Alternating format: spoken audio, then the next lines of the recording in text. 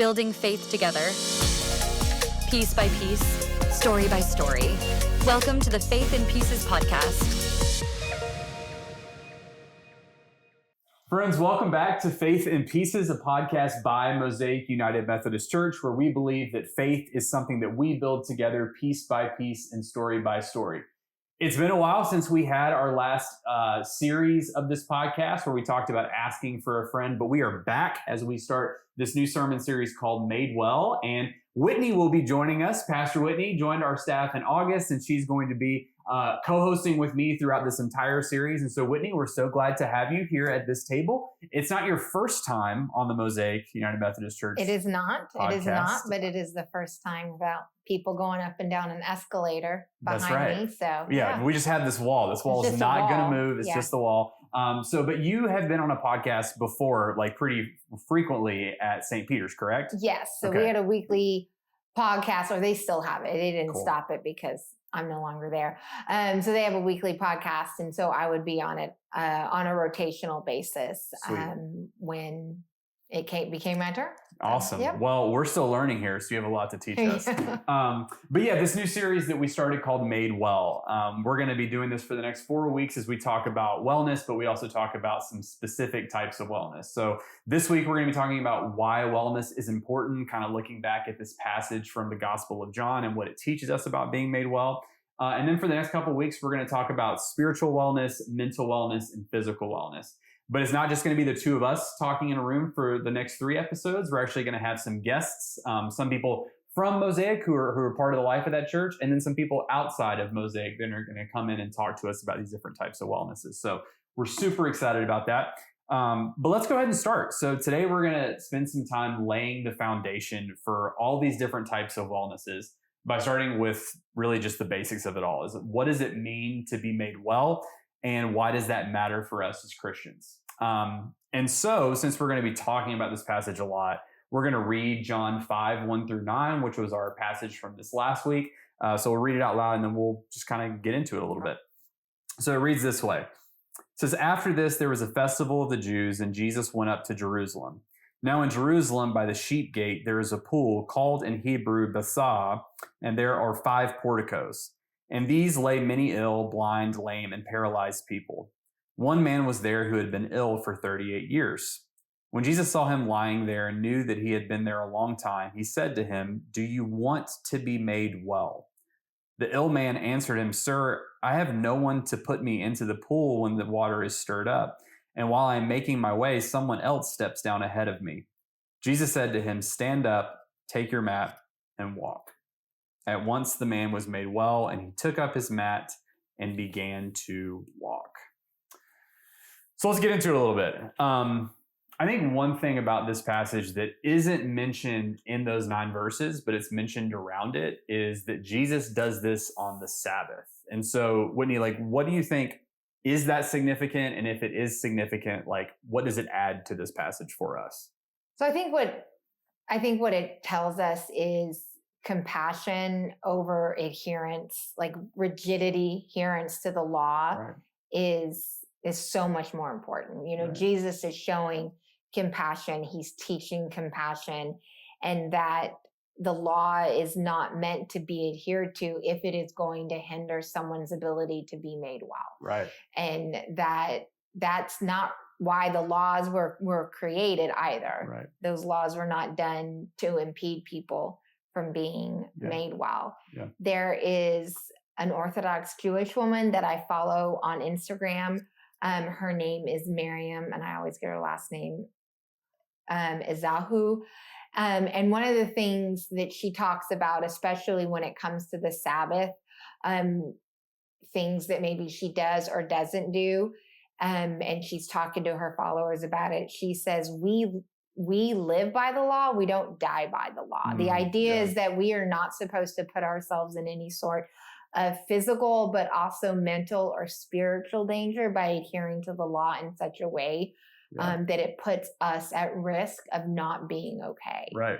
And so I think that's what Jesus is showing, is that compassion, our well-being and who we are is more important than okay, well, it's the Sabbath. So you have to you have to be sick. If there's an opportunity to be made well, sorry, you can't do that on the Sabbath. Right. And Jesus is showing that there's something bigger. Yeah. There's something more important than that. I think the way you named that with compassion is really good. And I think too, like, it really is the ultimate follow-up of love God and love neighbor, right? Like, if those are the two greatest commandments that we see in Scripture, for Jesus to see a man who is ill having the power to heal him and to not heal him is not loving God and loving neighbor. But to step into compassion and to heal him is like fulfilling the law that Jesus has given us of like these two greatest commands of all. Right. Yeah. There's not a do it except if it's the Sabbath and you don't have to touch it. Like all these things, he doesn't have that. Yeah. So why do you think Jesus's question, do you want to be made well, is so striking and jarring? Yeah, I think the fact that he even asks it is jarring, right? Of like, if we believe that Jesus is this miracle worker that we see all throughout Scripture, having the ability to heal someone from the deepest of infirmities, like even with like Lazarus, like raising Lazarus from the dead, this question, like when every time I read it, I'm like, why wouldn't Jesus just say like, you are made well?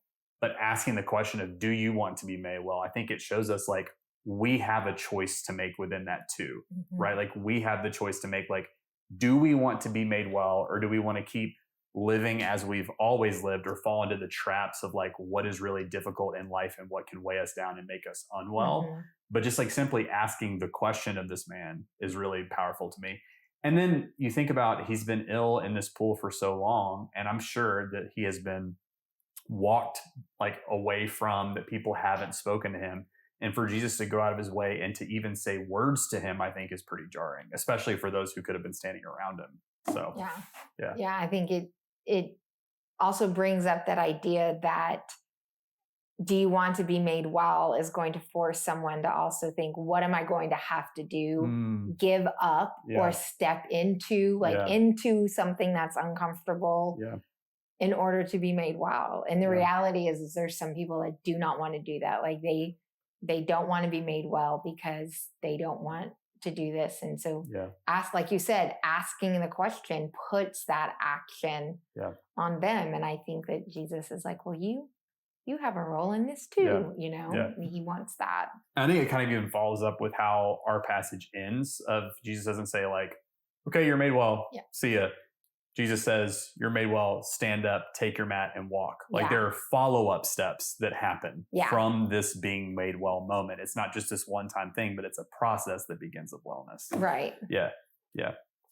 So when we think of, like, at least for me, and maybe this is just because like we're in this season of everybody's going back to school, which means everybody's coming home sick. Like when I think of wellness, like the first thing that immediately comes to my mind is like being well and not getting sick, like not getting a cold, not getting the flu, not getting COVID, like all of these things.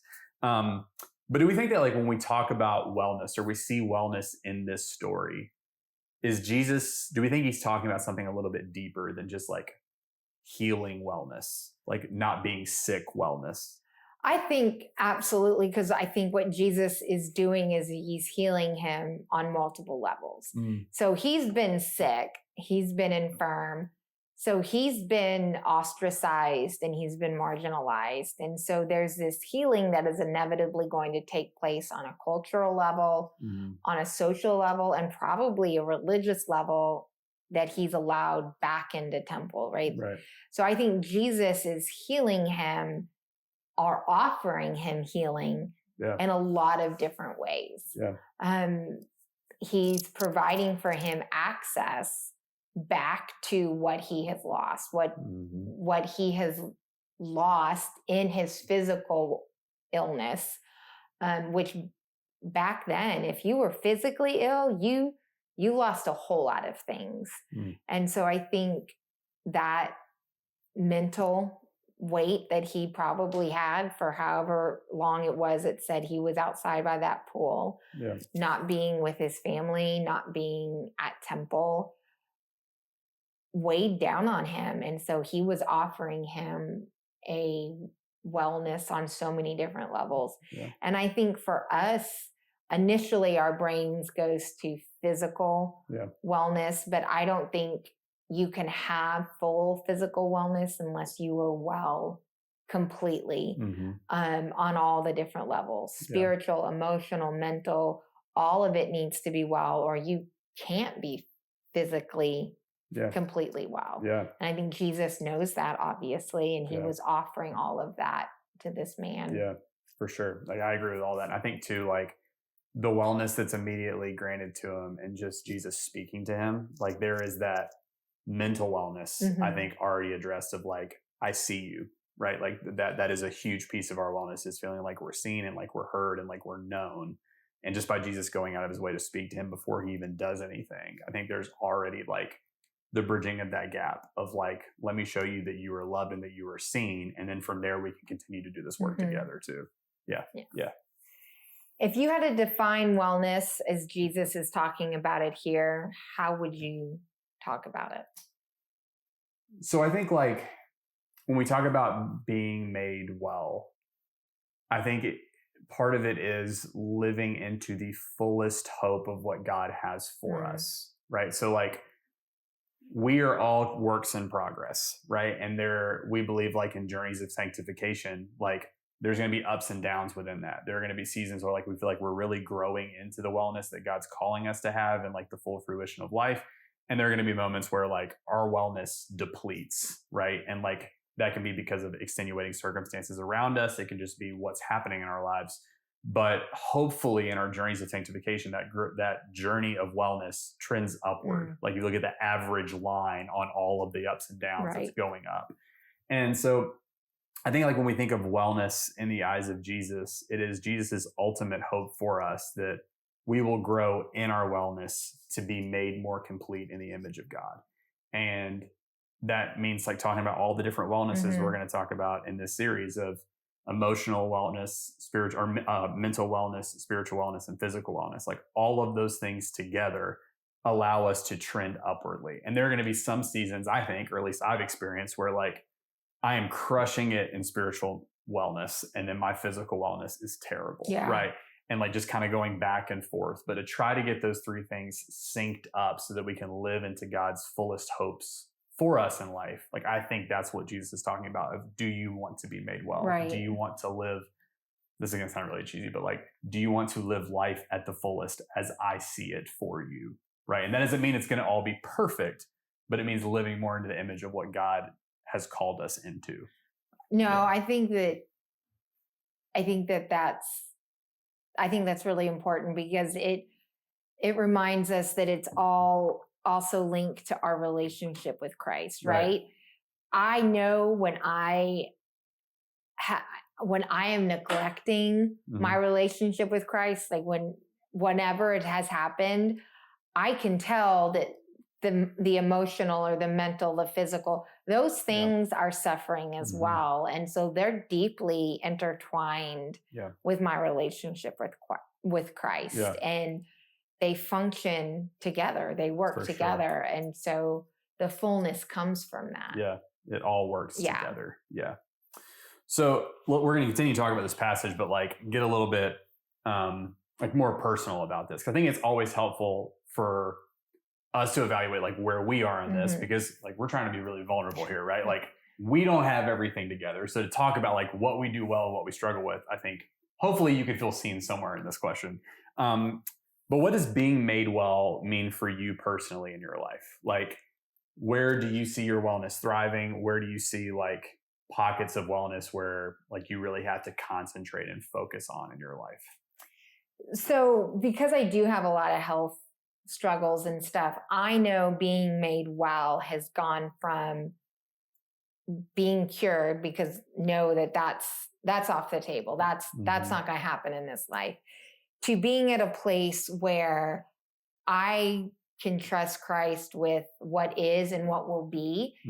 And I can be okay with when I maybe not feel physically woohoo, that's okay. And then I have those ebbs and flows. And so for me, being made well currently, and I think how it'll probably be for a while, is being made well is being made well in where I am in my relationship with Christ, to allow those things, physical, mental, emotional, spiritual, to all work together. Because I can tell when one's out of sync. Oh, it's so, I used to not be able to figure it out. I could not figure out why I felt this way about where I just felt mentally off kilter, but I could go out and I could run 10 miles and I would be fine. Like I could not figure out where the key was. And then I slowly started to figure it out, is that they're all related. And so being made well for me is about understanding the interconnectedness and being okay with where I'm at in it. Yeah. Since you were vulnerable in that, like when I think about like pockets of where like I struggle with wellness, I found myself in the last several years of like, there are weeks where my spiritual wellness is tied to whatever I'm preaching about. And like being able to separate, like, yes, this is like a vocation. This is my calling. Like I love doing this and it's super important for my spiritual wellness. There has to be something else, right? There has to be something else that I'm reading or that I'm investing in or that I'm praying through that is separate from this, because then like, and this is a very specific scenario for pastors, I feel like, or leaders in church, but then like, if your spiritual life is only what you're doing at your job, right? Like there's clearly work to do there. So that's something that I struggle with. But I think, like all of these things tied together, like we're going to separate them for the next 3 weeks, but I hope that when we talk about them, you're hearing them in conversation with one another too. What is the difference between wellness as defined by our culture and as defined by scripture? Yeah. I think like wellness as defined by culture is all about image and like popularity, right? Of like, when we think of someone who's like, I mean, the term well off, right? Like that means that somebody is loaded or they're rich, right? And they could be suffering on the inside for spiritual and mental and physical, like lack of wellness issues that we would have no idea, but the world would look at them and say like, well, they're doing great. Right. And the other flip side of that coin is there are people who, by the world's definition of wellness or success, don't exhibit that they are having any of that success. But then you look at the way they live their life and you're like, man, this person, as far as we look at scripture of like, are you wanting to be made well in the image of God? They're doing everything right there. Right. So I think it's just one of those, like, we look at like prosperity culture. Oh, yeah. Right. And I think that really plays a role here of like, oh, if you pray more, you read more, God's going to treat you right. And so we see like success of people and think they must be well, and they very well could be. But I think like that's how culture would see wellness. And then we see wellness as, how am I growing and living in the image of God and as a child of God? Right. Like, am I continuing to grow in that image? Yeah. Well, I looked it up, and the wellness culture is like a $6.9 trillion annual industry. And I was like, well, that is not happening in scripture. Yeah. And I was like, it's insane. Yeah. It's Jesus nuts. Doesn't say like, invest in wellness products and. Yeah. And you shall be saved. Yeah, exactly. Man, that kind of answered the question I was going to ask next. I'm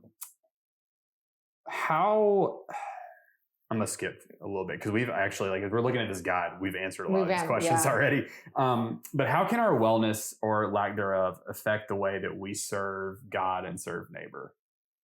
Like, how do these two things of like our inner wellness, how does it have a factor on the outside of how we treat other people? Well, at its most simplest, when I feel like crap, I act like crap. Like, I mean, I know that sounds like really crass. It's not. It's accurate. Like when I am, I am.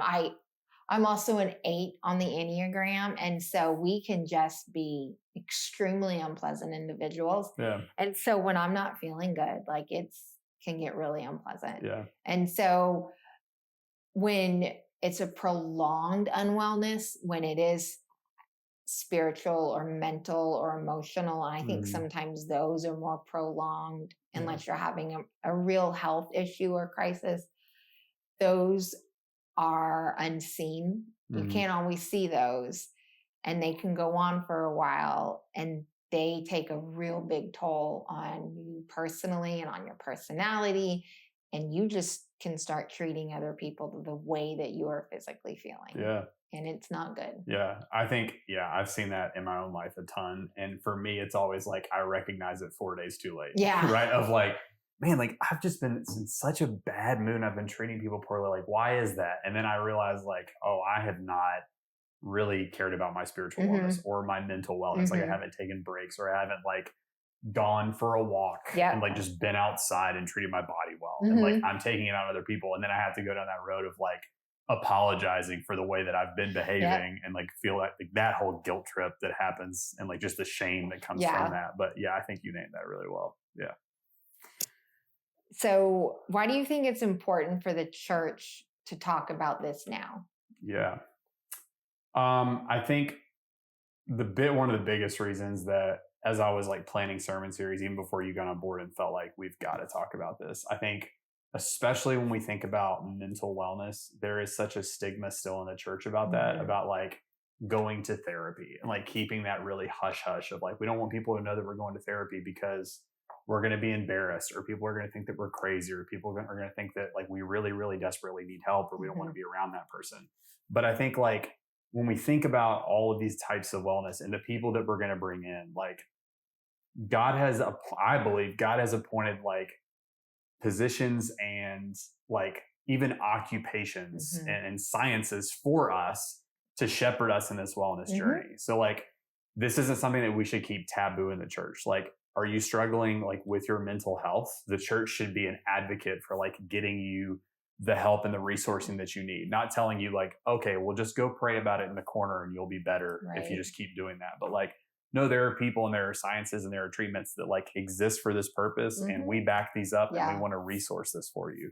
And I hope like if you're listening to this like during this season and you find yourself like, that's the wellness that I'm really struggling with, my hope or our hope together is like, you'll see that and you'll know that you're supported within seeking the wellness that you need. And so I just think the church can't afford to be silent on this, because this is something that can like for years fester in people. And the longer that these like lack of wellnesses fester, the more impact that they later have. And so just to name it and say, we're here and we support you seeking whatever avenues you need for your spiritual, mental, physical wellness. Like we want to be here for that. Yeah.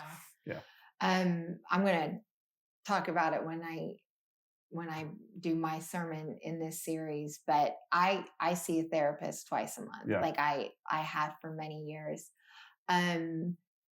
Because some people have to, they just need to. And so I think every church should have this open policy of talking about it, of providing care. I think that we have a Stephen ministry is great. It's a great first step for those that just need someone to talk to. That is an amazing resource. But you're right. Like you don't want it to fester. You don't want it to become something that becomes this explosive, bigger and bigger thing. Because what ultimately happens is that's when it becomes so unhealthy. It's really hard to fight back from. Like it once you've reached that explosive part, it becomes hard to fight back.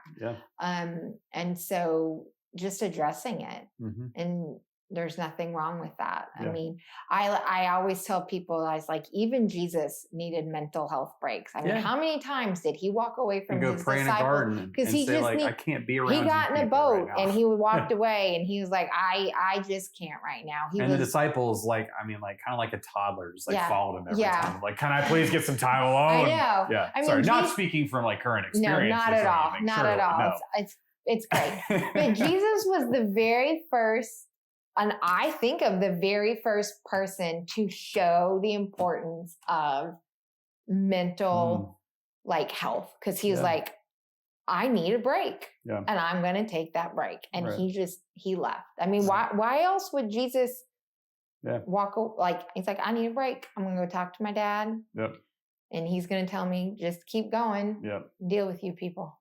And I will always be a huge proponent of it. So Yeah. And I think like, as I look at like, even a couple months ago, I was looking at future series. This is one I was like, I'm really excited about. No, this. I think we have some really cool things that we're going to do with the series, but also some guests that we're going to have on the series that are coming up that are going to be great. So this was kind of just like setting the framework. So we've talked about why wellness is important. And each episode after this, we're going to talk about a different type of wellness. So next week will be spiritual wellness. We're going to have Colin Powell from Cypress Methodist Hospital, who's their head chaplain. He'll be on with us next week to talk a little bit more about that. So we're excited to welcome him. But I think there's something new we're going to try on the podcast with this series. Is like, if you're thinking about a question for yourself to think about during the week, where is God asking you, do you want to be made well in this season of your life? Like, where do you hear that question? Where does it come up? Where is God asking, do you want to be made well in this season of your life? I think that'll be a question that will be good for this week, but also just to kind of guide us throughout all of these different types of wellnesses we're going to talk about. So, Whitney, thank you for being on here. You're welcome. It's so good to have you on our staff and to know like, she's always going to be on here. I'm excited. I'm glad to be here. And one thing I didn't notice or I didn't mention is like, this is the first time that we've been in our new office space. Yes. So we are currently sitting in our podcast studio. And so over the next couple of weeks, you may see us start adding new things. Maybe the bobbleheads will come back. Who knows? Maybe some different things on the walls will change. But we're really excited to be here and to be able to provide this type of content for you in the middle of the week. And so, as always, subscribe, share, and connect with us at mosaicunctx.org and send your questions to faithinpieces@mosaicunctx.org. So we hope that you have a good week, and we'll see you on Sunday. See you Sunday.